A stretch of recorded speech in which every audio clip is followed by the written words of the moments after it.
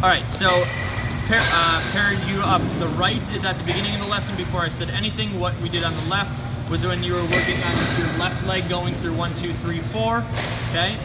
So we noticed some differences already, okay? Your timing, unless I got out of sync here. Nope, I'm in sync here, okay? So the timing of things happen differently, okay? Which is fine. I'm not saying that's right or wrong right now. I'm just saying I noticed that that's different. So you're actually moving into your release faster on the left. But anyway, it would actually be slower, right? Because you got to your leg kick, and now this happens slower.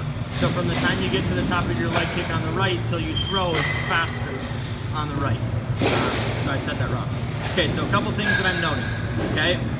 I'm gonna try to keep everything to the lower half and make some comments there, okay?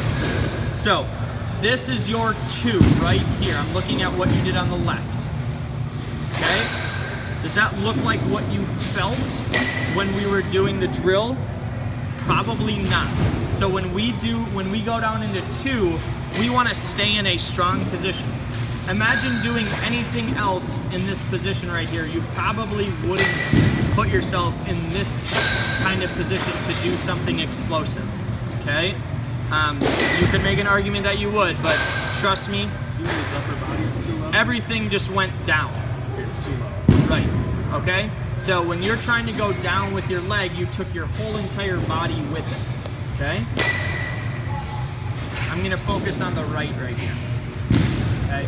So this is what you're normally doing. Top of your leg kick, I like this, okay? I have no problem with your hands being below your knee. That's fine, that's what you do.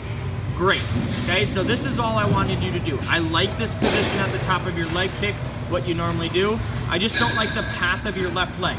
So this is where you kick your left leg out.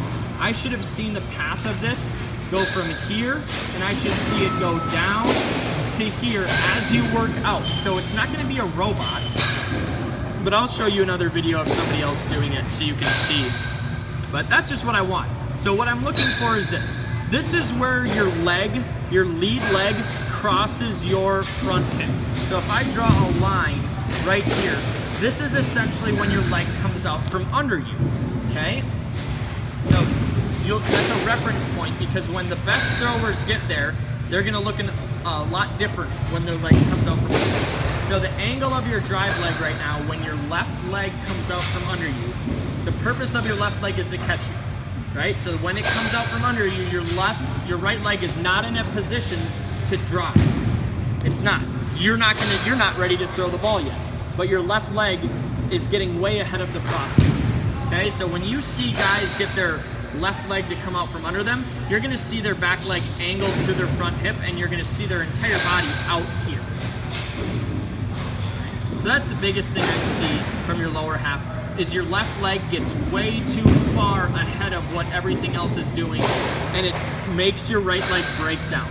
So when we see your right knee, this is called internally rotating, okay? We talked about your knee staying twisted out with your hip position. That's called torsion. I don't need you to remember that, but I don't want to see your right knee turning in so soon, but it has to, because your left leg pulls it into that position.